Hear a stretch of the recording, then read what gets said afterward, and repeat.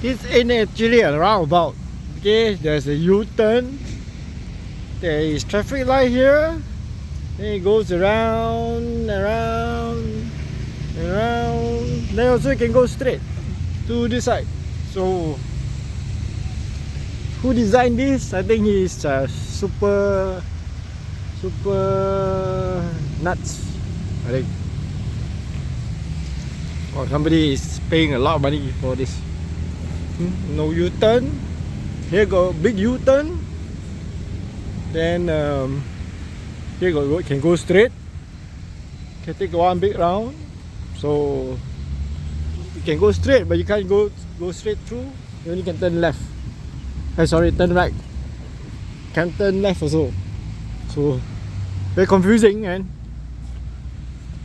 So just waiting for this to open and see how it goes. How crazy is this? New junction, new traffic light, new U-turn, new roundabout in SS4.